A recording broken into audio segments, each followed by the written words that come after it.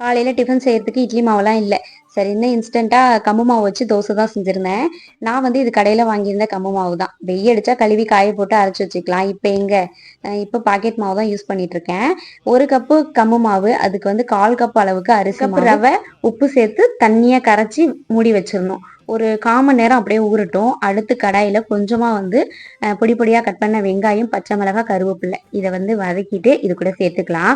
இது மாதிரி வதக்கி சேர்க்கும் போது மீதி இருக்கிற மாவு அடுத்த வேலைக்கு நம்ம யூஸ் பண்ணிக்கலாம். பச்சையா சேர்த்தோம் அப்படின்னா சட்னா மாவு புளிச்சிடும். இது மாதிரி வதக்கி சேர்க்கும் போது சீக்கிரமா கூட நமக்கு வெங்காயம் வெந்துடும். அப்புறம் அது கூட கொஞ்சமா ஜீரகமும் ஒரு 10 மிளகு தட்டி சேர்த்துருக்கேன். ரவை தோசைக்கு என்னென்னமோ சேர்ப்போமோ அதை மாதிரி சேர்த்துக்கலாம். கட் பண்ண இஞ்சி, கொத்தமல்லி எல்லாம் சேர்த்துக்கலாம். நான் வந்து இதுக்கு வந்து கார சட்னி தான் அரைச்சிருந்தேன். வெங்காயம், தக்காளி, பூண்டு, காஞ்ச மிளகாய், உப்பு வச்சு அரைச்சிட்டு உப்புக்கு கடுகு, உளுத்தம் பருப்பு, கருவேப்பிலை போட்டு தாளிச்சிட்டு நல்லா எண்ணெயிலே சுருள வதக்கி எடுத்து வச்சிட்டோம் அப்படின்னா அந்த சட்னி இதுக்கு ரொம்ப நல்லா இருக்கும். தோசைக்கு தேங்காய் சட்னி கூட நல்லா இருக்கும். அப்புறம் இந்த தோசை சுடுறதுக்கு ரொம்ப பொறுமை வேணும்.